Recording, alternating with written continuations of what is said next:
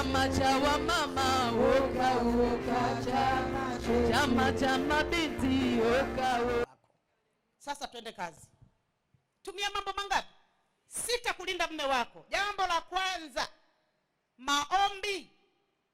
Maombi ni silaha madhubuti ya ulinzi ambayo mke apaswa kuitumia kwa mume wake. Mwanamke anayeomba sio wa kawaida. Anapoomba anazungushia wigo wa moto kwa mume wake na watoto wake. Ndio maana tunaambiwa ombeni bila kukoma. Tunaambiwa katika Wathesalonike hiyo wa kwanza 5:17.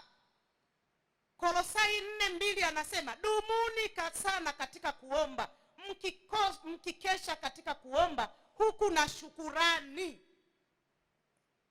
Yule mama amenibariki sana. Shukuru. Yaani wewe mume huyo mmeishi miaka mingi, unamlaumu tu, hakuna jema hata alilofanya hata moja. Basi ukikosa jema lolote kwake, mshukuru basi hata amekupa watoto. Si hata hilo nalo basi ungeshukuru. Hakuna. Huyo baba ni mbaya tu. Kuna wanawake anamnena mume wake vibaya tu. Na unajua kanuni ni hii. Unavyozidi kuona mabaya yangu ndivyo utakavyoyapata mengi. Ila kadri unavyotafuta mazuri yangu ndivyo utakavyoyaona.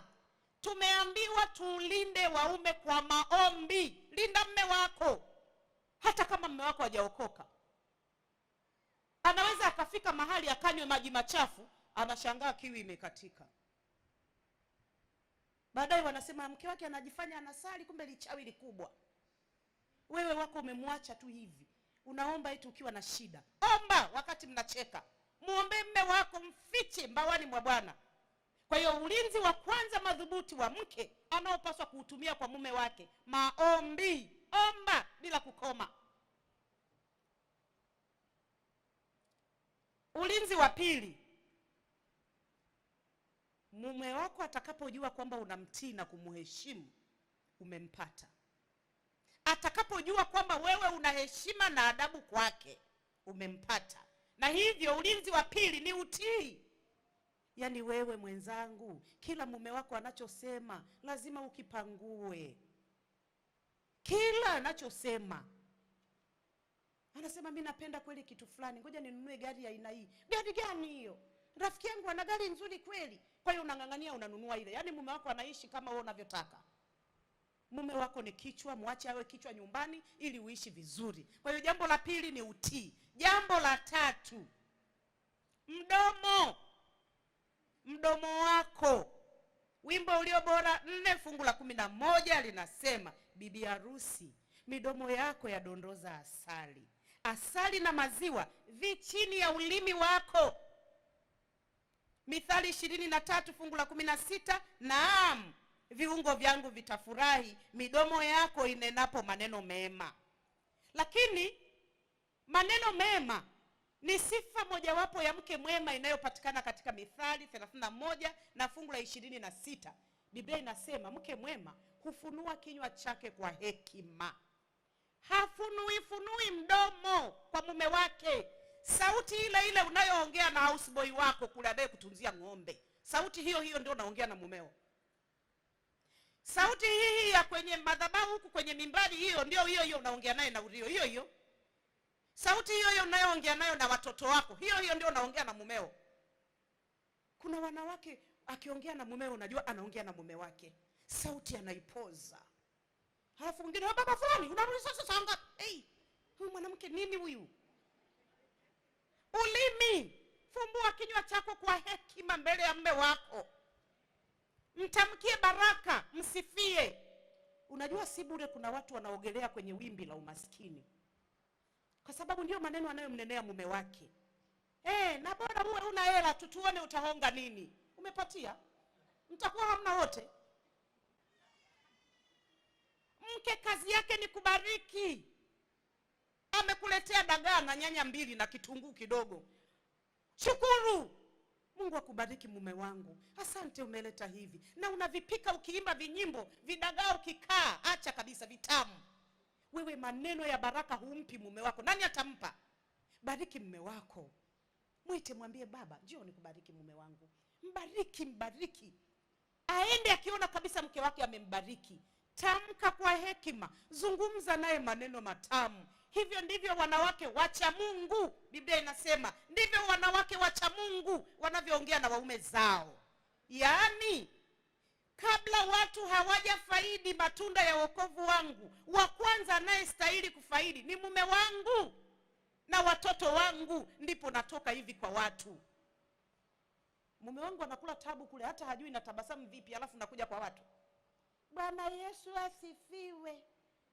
Mume wako hata hiyo Bwana Yesu asifiwe yenyewe haijui. Wewe unanuna tena, hata unakuja kanisani hujaomba ruhusa wala hujaaga. Halo. Halafu unashangaa mbona mume wako hataki kuokoka. Hata okoka na imani ya namna hiyo.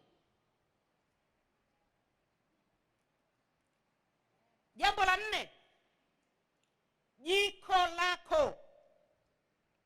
Jua kushika tumbo la mume wako. Huo ni ulinzi mkubwa mno. Mwanamke anayejua kupika vizuri vyakula vyenye afya, mume wako popote alipo anatamani kurudi nyumbani aje kula chakula chako. Tunasoma Mwanzo 27 na fungu la 9. Kila mwanamke anapaswa kujua chakula namna ile anayopenda mume wake. Sikia hapa. Wakati Isaka anamwambia Esau, nenda ukaniletee mwanambuzi nikubariki. Nenda kalete mnyama, mimi sio mwanambuzi, maana alimwambia nenda kawinde. Mama ndiye akachukua mwanambuzi. Nenda ukatengeneze mawindo ulete nile nikubariki. Mama aliposikia akamwambia mwanae kipenzi Yakobo, na hapo napo kuna somo kubwa sana la namna ya kugawa familia. Una mtoto unampenda kuliko mwingine, hiyo haifai. Huyu mama alitamka maneno haya, nenda ukaniletee mwanambuzi nitengeneze chakula namna ile aipendayo baba yako. Umesikia hayo maneno? Kila mwanamke anapaswa kujua chakula namna ile anayopenda mume wake. Usipike kama wewe unavyopenda. Biblia inasema hivi katika mafungu haya. Mhubiri 9 fungu la 7. Wewe enenda zako ule chakula chako kwa furaha. Mhubiri 2:24, Mhubiri 3:12. Anasema mwanadamu chini ya jua hapati jema ila kula, kunywa na kumfurahia mke wa ujana wake. Kwa vile kwenu ni upareni, mmezoea kula pure, basi huyo baba wa watu kutoka Msoma amezoea kula ugali na sato wa chukuchuku, wewe unapika tu mapure.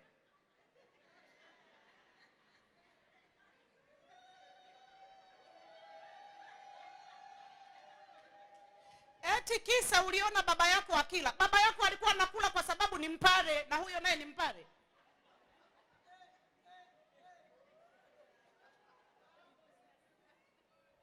Kanuni iliyo bora, pika pure zako ulizozoea kwenu. Mpikie mume wako kachakula ka ugali kaliko changanywa na udaga na samaki chukuchuku sato.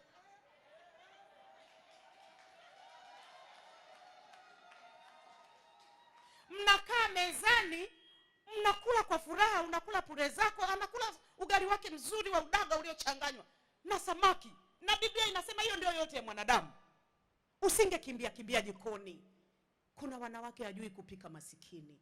Akipika dagaa wanapiga mbizi, wanaogelea.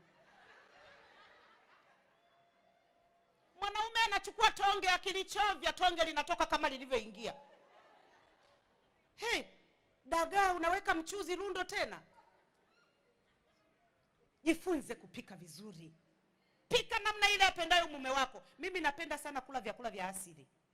Yaani mimi chakula changu ninachopenda kabisa, kwenye vishumba mimi hunitoi. Nachukua mbaazi mbichi na magimbi na songa. Yaani hivyo ndio vyakula mimi napenda. Njegere na viazi mviringo. Yaani vyakula vya hivyo vya asili mimi ndio vyangu. Lakini mume wangu ana vyakula anavyopenda. Mume wangu anapenda sana samaki. Kwa hiyo napika cha kwangu, nampikia yeye, tukila huko namtolea mifupa. Mume wangu sija akakabwa, ataacha kunitafutia pesa akikabwa.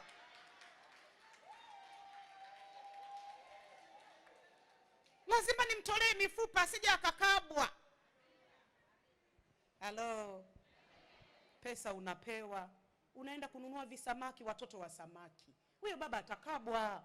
Mnunulie li samaki lenye mnofu. Unajua hayo ndio mambo yanafanya tunasogea karibu, tunakuwa wamoja zaidi na mapenzi yanaongezeka. Baba anakula mezani, mama amekaa anaangalia tamthilia huko anakula. Wewe umepita chuo gani? Mbona unatuaibisha? Hata kama huli, umeshakula, kaa mezani na yeye.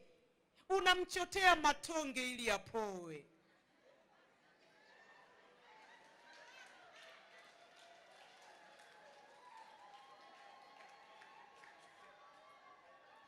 Na unajua ni ajabu sana, wanaume mikono yao ni migumu, si ndio Lakini eti kwenye moto inaungua. Sisi yetu ni milaini, lakini hatuungui ovyo. Kwa hiyo pale unakaa, kazi yako ni nini? Unachota matonge ili apoe.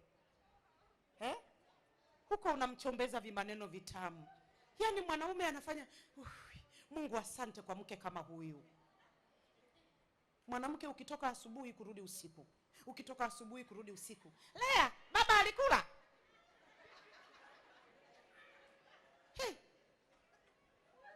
Na unajua ni vibaya mume kurudi nyumbani mke hajarudi, labda kama kwenye semina kama hizi. Hii ni special case. Lakini sio kila siku. Yaani yeye mume wako ndio yuko nyumbani, wewe hujarudi. Natoka kanisani na hapa nimekumbuka kitu. Kuna wamama huwa hawanibariki. Anakuja kanisani, nyumbani hajapika. Hata kitanda alicholala hajatandika. Anakuja kanisani. Kama uko mahali hapa, ushindwe kwa jina la Yesu.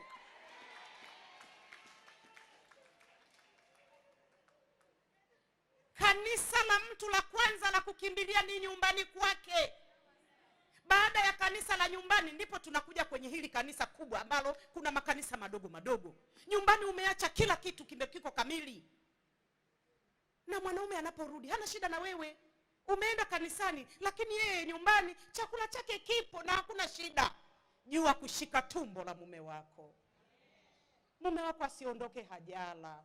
Basi kama anawahi sana, tafuta sasa hivi kuna vitu vingi sana vizuri. Tafuta kitu unaweka humo ndani.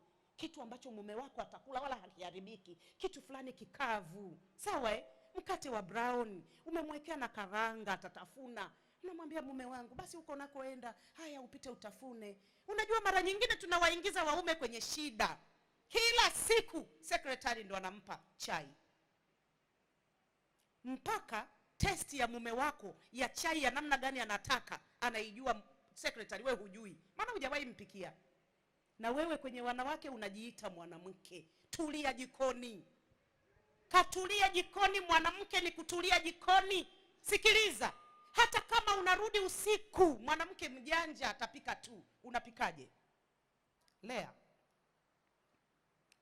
unaweka ndizi kwanza hizi, unaosha ndizi, weka nyanya, kitunguu, kila kitu, weka humu samaki juu. Halafu weka maji, unaweka mpaka hapa. Sawa Na kwa vile ukiwepo, vile unavyopika anaona, basi Lea atapika tu.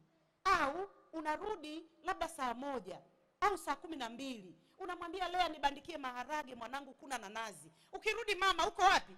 Jikoni. Umeshindwa hayo yote. Ukirudi pitiliza jikoni, kaangalie Lea alipika nini. Yaani mume anashangaa mezani, mke mwenye nyumba na yeye anashangaa mezani.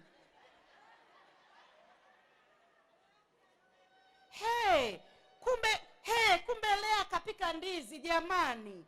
Baba si huwa hapendi ndizi Lea. Yeye inamuhusu, ni mumewe huyo. Kaona kitu rahisi ni ndizi. Biblia inasema mwanadamu chini ya jua hapati jema ila kula, kunywa na kumfurahia mke wa ujana wake. Wanawake tujiruhusu waume zetu watufurahie. Ruhusu mume wako akufurahie. Na unajua, ungewauliza wajane, usingekuwa unabania mapenzi wewe. Wangekwambia uchungu wa kukosa mume. Una mume wako, mpe kila anachohitaji maadamu si dhambi. Na unajua Biblia inasemaje? Heri lawama wazi kuliko upendo uliositirika. Usisitiri upendo. Yaani mume anarudi, ametoka kukutafutia, yeye ndiye anafua nguo zake. Wengine ndiye ananyoosha. Unatia aibu. Unajua mwanaume akifanya hivi vitu vidogo vidogo, yale mambo makubwa atafanya saa ngapi ya kututafutia mahela tuishi vizuri? Mke mwema anaandaa, niko huku, kule hata nikikaa mwezi, nguo za Urio zote zimenyooshwa na nimepanga hapa mashati, hapa t-shirt, hapa suruali, hapa zile namna gani vipi, vyote nimeweka. Yeye ananyofoa tu moja moja, anavaa, nitazikuta nikirudi.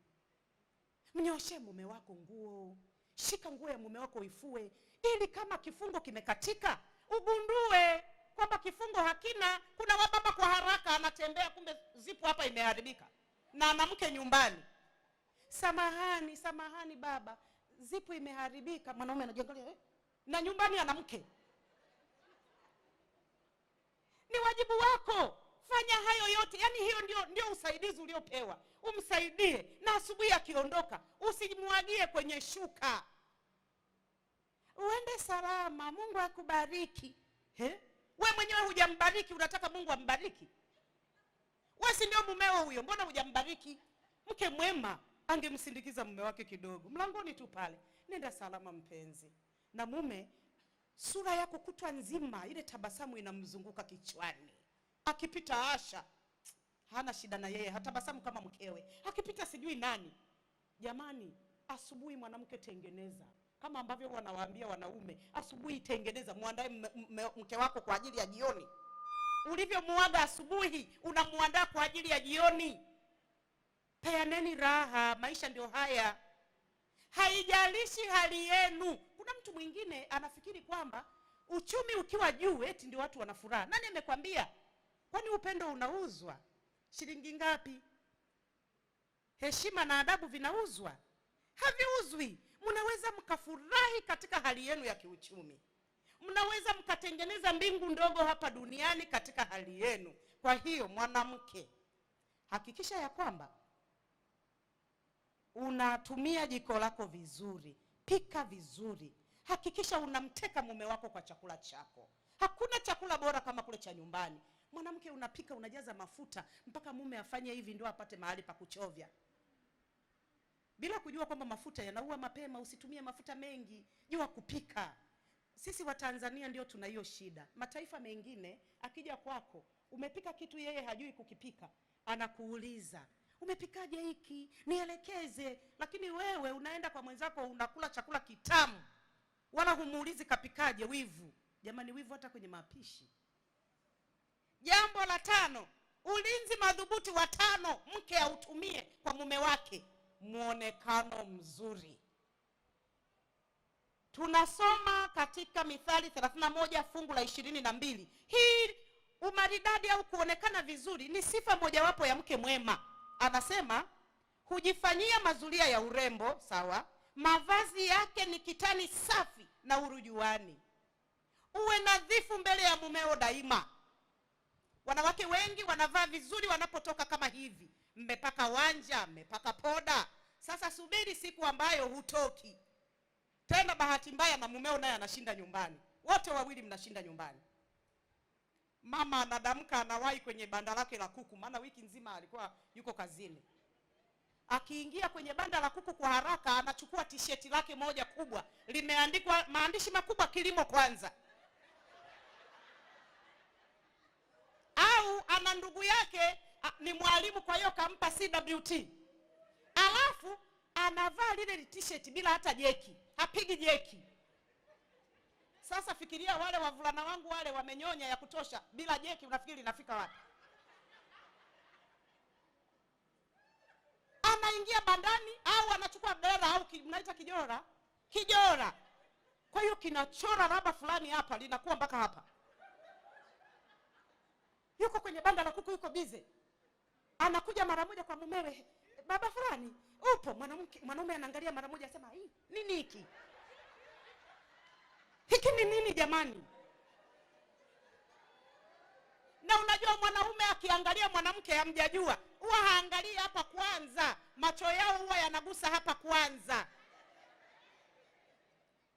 Mwanaume akiona maraba hapa, yani waulizeni afu atawaambia, anaumia. Sasa mwanaume anaangalia, anasema, hiki nini jamani? Mimi nimeoa nini jamani?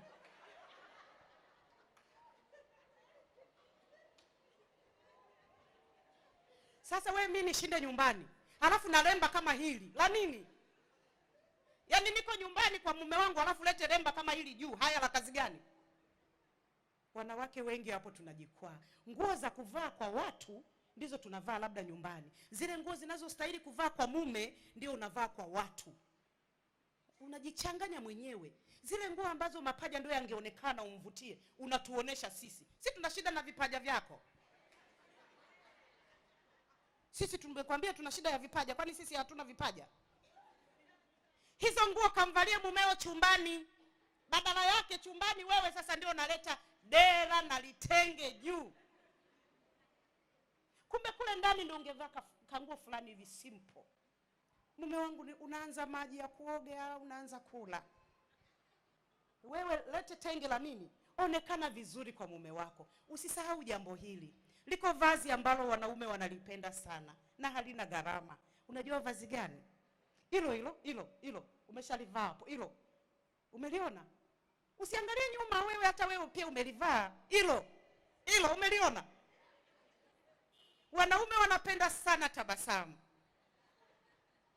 Mwanamke anapotabasamu anakuwa mrembo zaidi. Jizoeshe. Na nikwambie kitu, hata wewe mwenyewe unakumbuka wakati mnachumbiana, mlipokuwa mnatazamana, nini kilikuwa kinatokea? Bila kuchekeshwa, si ndio? Sasa hivi unamwangalia mumeo kama unaangalia baba mkwe. Wewe una shida gani? Unamkazia macho mwanaume mpaka mwanaume ndio anaona aibu, anatoa macho. Mwanamke yeye ni yule, haijalishi mna miaka mingapi ya ndoa. Nimewaambia ya kwangu 31. Lakini bado ni yule. Nimejizoesha nikimwangalia yule handsome wangu na alivyo handsome, najikuta tunatabasamu. Onekana nadhifu mbele ya mume wako. Umekuja huku umechana nywele vizuri, nyumbani unafunga mabutu yako 3. Hayachanwi hayo kutwa nzima. Kuoga mpaka jioni eti kisa umeshinda nyumbani. Haijalishi huko nyumbani kuna nguo za nyumbani zinaeleweka, lakini basi kwa namna fulani ya unadhifu. Unafunga kitenge, funga kitenge, umevaa t-shirt yako, umepiga jeki yako vizuri, hakuna shida. Wanawake wengi mwanaume anasema, kumbe mke wangu mzuri. Maana ukitoka hapo ndio unaenda kitchen party, unaenda kanisani kama hivi. Anasema kumbe mke wangu mzuri jamani. Lakini ukishinda nyumbani je, mchafu. Kuonekana vizuri ni ulinzi wewe kwa mume wako. Kwa nini? Huko anakotembea anakutana na warembo wengi sana. Mimi huwa nawaonea huruma wanaume, mpaka huwa naombea wanaume wote, Mungu awape neema. Wanawake jamani ni wazuri mno. Alafu wewe eti kisa umeolewa ndani unaleta za kuleta, unaringa. Wewe waulize wenzako waliolizwa. Uwe nadhifu mbele yake daima. Jizoeshe kutabasamu ili mume wako afurahie. Sasa basi, tumesema ulinzi namba 1 utakao utumia ni nini? Kwa sauti. Jambo la pili. Jambo la 3. Mdomo, kauli. Tena hapa Roho ananionyesha kuna wanawake hapa wana majibu mabaya kabisa. Unatutia aibu wenzako wote, ushindwe kwa jina la Yesu. Maneno hayo machafu leo uyaache hapa. Ukirudi nyumbani urudi mwingine. Jambo la ngapi sasa linakuja? La 4. Kwanza bado hamjanimalizia kunitajia. Mdomo, halafu jiko, halafu muonekano. Sasa basi, kwa kawaida nyoka hafi vizuri mpaka umpige kichwa.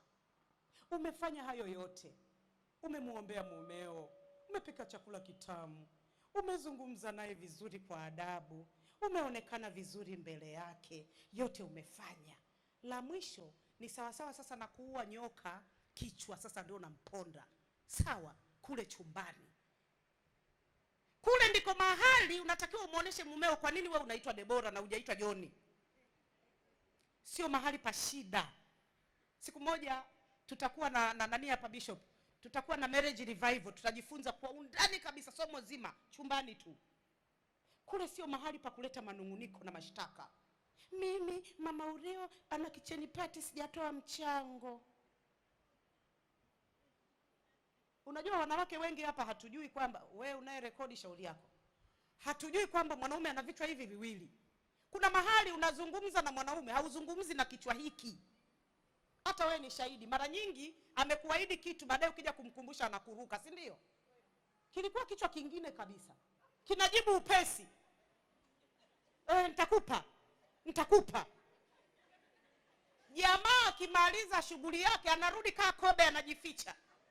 Ukija kumkumbusha, lakini ulisema sweetie, asema mimi nimewahi kusema maneno kama hayo? Mimi sijasema. Tafuta wakati muafaka wa kuzungumza na mwenzako. Sio kila wakati ni muafaka. Anaweza akakujibu kwa sababu ana shida. Na mke mwema asingetumia hiyo kama fimbo ya kumwadhibu mwenzake. Vile ambavyo Mungu amekubariki, umepata neema ya kumjua huyu Mungu anayeokoa. Umempa maisha yako Yesu kama Bwana na Mwokozi wa maisha yako. Nyumbani ulipaswa uishi kwa furaha. Haijalishi kuna shida gani. Makwazo hayana budi kutokea, lakini ole wake ayaletaye. Usiwe wewe. Kazi yako mwanamke ni kufumua kuni moto usiwake, si kuchochea. Anarudi unamwangalia leo, amewaka leo. Karibu mume wangu, asante. Unajua leo hapa kumekucha. Pole sana na kazi, asante. Ungependa uoge kwanza ule chochote. Unatakiwa ujue nyakati kwamba leo mambo hayako sawa, ili uende naye vizuri na maisha yawe matamu. Tuna masomo bado mbele. Mungu atubariki kwa jina la Yesu, amina.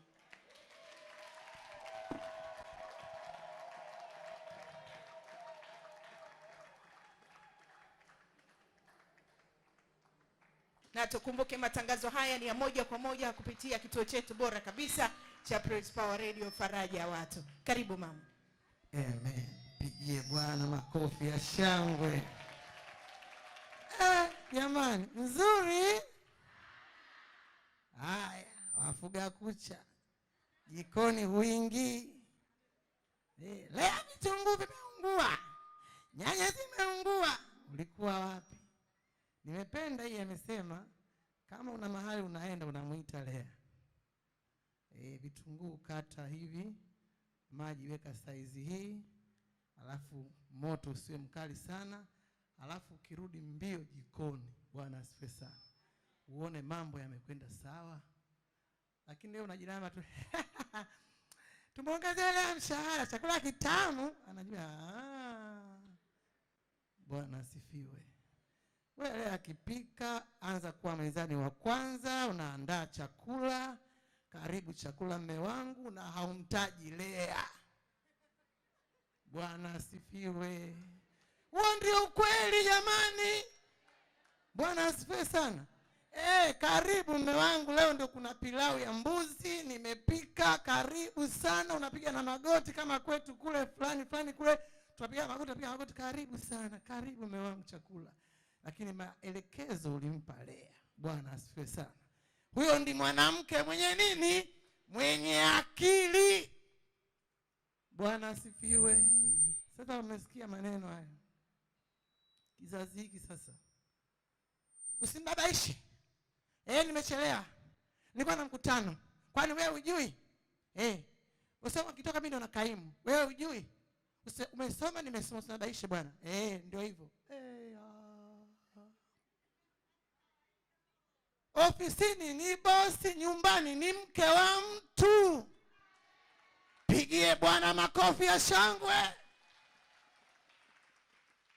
Ofisini wanakuheshimu, wanakupokea begi, ni sawa kabisa, ni vizuri. Nyumbani ukifika wewe ni mama Joyce, ni mama John, mama fulani, unakuwa mama wa nyumba.